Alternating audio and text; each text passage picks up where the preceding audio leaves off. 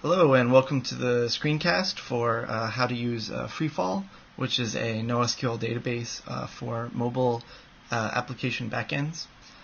So let's see, first thing we need to do is we need to get the code for Freefall, which is on GitHub. So we just check it out of GitHub like this from the Freefall DB project.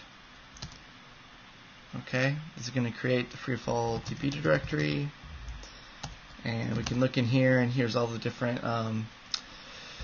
code and things. And so if you look in the doc directory, these are the tutorials. So we're going to be following the app tutorial, which walks you through making a simple app, which is a leaderboard service. So basically you can submit scores, and then you can, and they'll be sorted into a list, and then you can get the sorted list. And so that's just a simple service to demonstrate how it works. And then also in here there's the user tutorial, which just has all the different commands that you can run and what they're all about. So, okay, so first step, we're going to run the setim script. And what this does is it just sets the path so that you can get to the Freefall command line tool. So for instance, now if we run Freefall help, it'll show all of the different commands and things that you can use in Freefall. And okay, so step one, we got to make a new project. So we say Freefall new, and the name of the project, we're going to call it leaderboard. So we run this, and it creates the directory and all of the example files. So we can go in there, we can look, we can see that there's the config.yaml file, and then there's the app directory, and it's got actions and transforms, which are currently empty. So so that's the skeleton. So mainly what we have here is we have this config.yaml that just has some example code in it to show you how things are formatted in there. So the first step in making a new Freefall app, now that we've generated the skeleton, is we want to edit the config.yaml file to tell Freefall what our app looks like. Okay, so let's see. So the first part here, app name, that's used in a lot of places. That's used for the name of the Google App Engine application and for the domain for that application will run on. Also the jar file that's generated for Android is going to be named using the app name. So let's just call it leaderboard, because that's what our application does. And then the package is only used for Java, so that's only used for the Android code. So we'll just use it com.example.leaderboard. Version, that's used by App Engine. You can have multiple different versions running of one application on App Engine, so we'll just leave that as 1. And then this is the main, the bulk of a Freefall application. We got actions, transforms, views, and models. And we're going to totally replace these example ones with the ones for our particular application. So let's start with our models. So there are, in this application, there's going to be 2 different models. There's going to be the one where you submit new scores, which is going to be a bag called unsorted scores. And a bag is just it's a lock-free data structure where you can just throw a bunch of stuff in it, and it's unordered and it's unindexed, and therefore you can just add things without having to worry about a collision. So that's a good data structure for putting in your kind of initial submissions. But then the output of this database is going to be some sorted scores. So we'll call those sorted scores. That's going to be an ordered list of scores. That are sorted just like you would normally see in a leaderboard. And so we're going to make that a list because we want it to be ordered. And so that's it for our models, right? So we've got your unsorted scores where you submit new scores, and then your sorted scores, which is the list. So then to make something a view, you really just name different models that you want to be views. So a view is part of your public API, so clients can access these views, and views are pre-serialized into JSON and cached in memory, so they're very fast to access. But there's like a computational cost to pre-computing these views. So you only want to make things into views if you are actually going to fetch them. So for instance, unsorted scores we're not really going to look at. We're just going to be putting things in there and then from there they go into the sorted score list. The sorted scores is really what we want to be looking at, so we're going to make a view called sorted scores. And that's all you have to do. You just say the name of a model that you've already defined in your models in your views, and then it becomes a view. And so there's no code associated with either models or views. This is all you need to do is just in your views and your model sections you just specify them, and in the models you say what type they are, and then they'll be automatically created the first time that they're used. So then let's get into actions. So actions are also part of your public API. Actions are where you can write to the database. So for instance, we want to let people submit a new score. So we're going to call that report a score, and then the arguments here are going to be the different parameters, the types of the different parameters. So in our case, what do we have? So to report a score, you need the username and the score. So the username is going to be a string, and then the score is going to be a float, say. So that's it in terms of defining our actions. That was pretty easy. And here's a little bit more complicated is the transforms. So transforms are not part of your public API. Transforms happen internally inside the database, and so they're triggered off of changes in models, and then once they're triggered, they do computations to generate changes in other models. So basically your actions are your inputs, and then transforms happen internally, and then you can chain them as much as you want, and then eventually you get to a view, and then the view is the output. So what you need to say in here is first the name. So in our case, the transform we want to take the unsorted scores and then sort them to produce the sorted scores. So our transform is going to be called sort. And then you need the triggers. So in our case, we only want to recompute the sorted scores when the unsorted scores change. So basically when there's a new score. So we're going to make unsorted scores. It's going to be our trigger. And then the output is what we're actually going to be which model we're going to be modifying. So it's going to be sorted scores. And then there's one other section here. We're not going to need it, but you can say inputs, and then you can put a list of different databases that you might, different models that you might want to use as input. But we're not going to use that here because all we need to know in order to modify the sorted scores is we don't need to know what the new score is that was added to unsorted scores. So that's it. That's our whole configuration file for this simple leaderboard service. We've got a report action that lets you report a new score. We've got a sort transform that sorts the unsorted scores to make sorted scores. And then we have a view for the sorted scores. And then we got our two models, unsorted scores and sorted scores. And that's it. Okay, so now we have configured our config.yaml. The next step is we need to actually add the code for the action and the transform. So for the action, you're going to put that in app actions, and then the file needs to be the same name as the name of the action. In our case, our action is called, let's actually just put that on the screen. There we go. So our action is called report. So we're going to make something called app actions report.yaml. And that's going to take two parameters, a string and a float, representing the username and the score. Okay, so this is a Python function that we're going to define. It has to have the same name as the file, so report.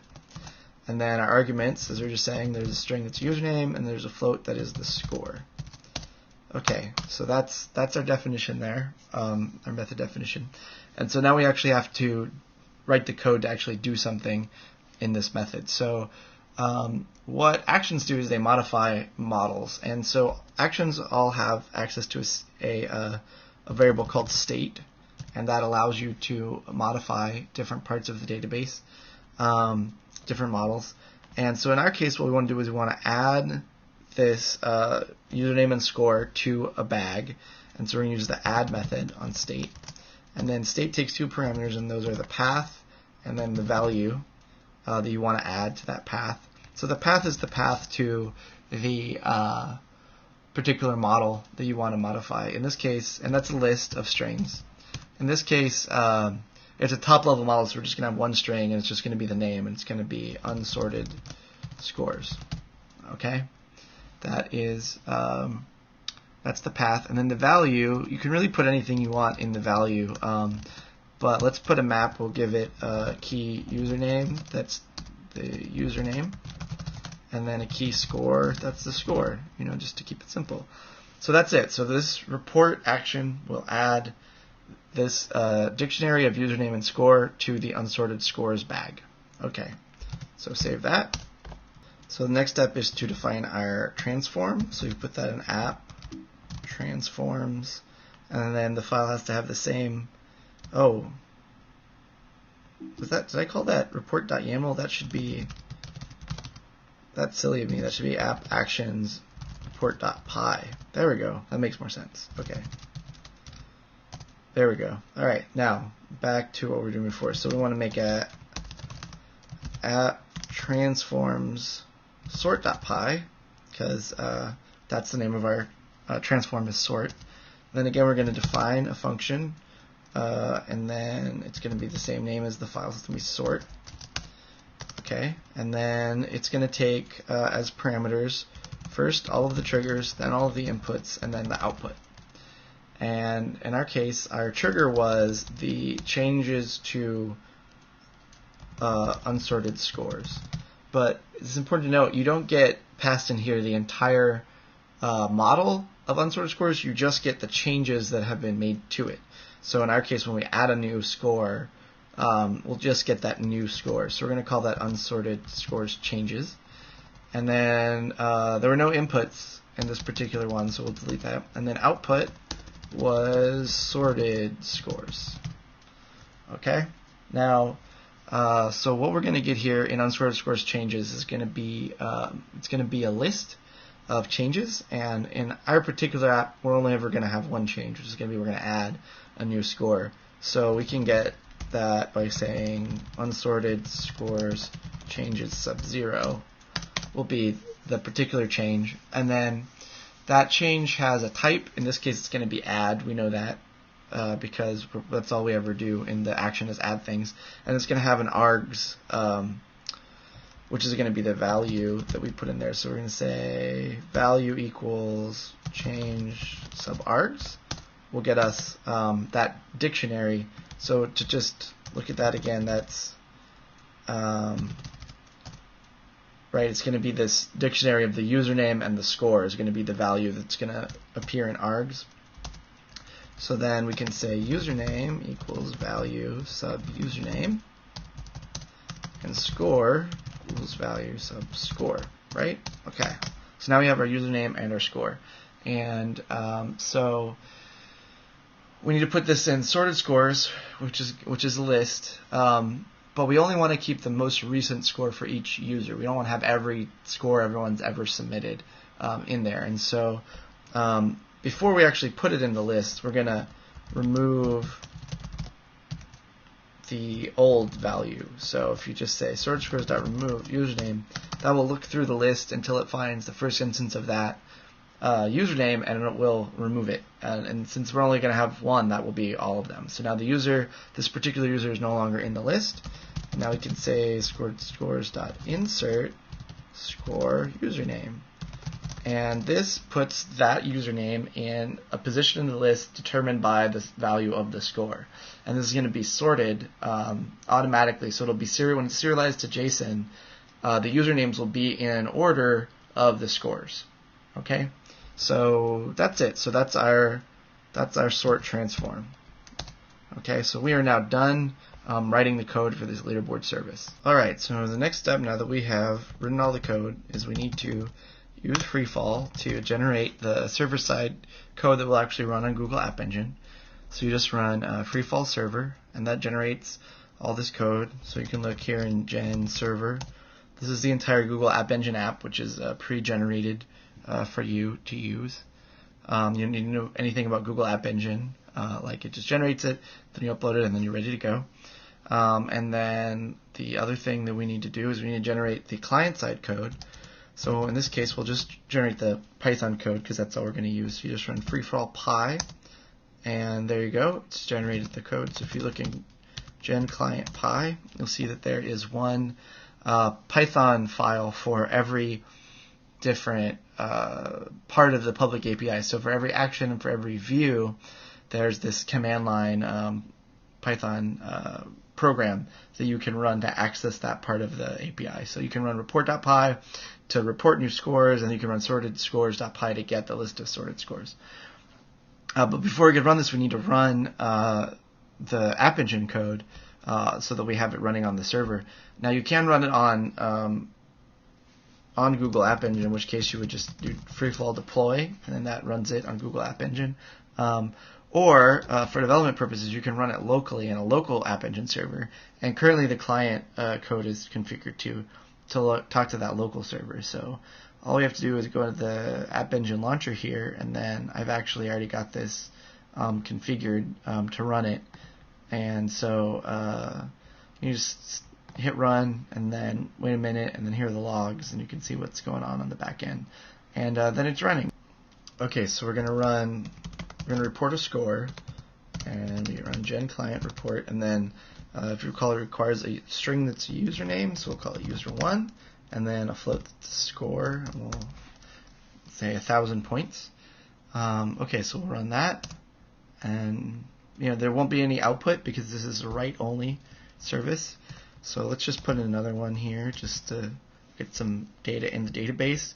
User2 will give them 2,000 points. Okay, and so now we can access the sorted score list because that should have been pre-generated, basically every time we update using it by running report. Okay, so let's run that. We'll do Python gen client py sorted scores. And there we go. It outputs the JSON of the sorted score list. And so we can keep adding them. So let's say we'll have this we'll have this bad user who's not very good and can only ever get to, like, say I don't know, like 100 points. Okay, and then we'll have this good user that gets like 10,000 points. Okay, just to make sure that the sorting is working. So now if we just run sorted scores again, it's like every time we update it, it regenerates the view.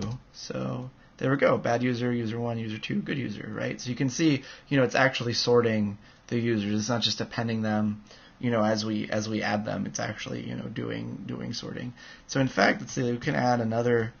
Let's see, we'll make a user. We'll call them medium user, and we're going to give them 1,500 points. So this should be right in between user1 and user2 when we insert it. Okay, right? There we go. See, right? So everything works.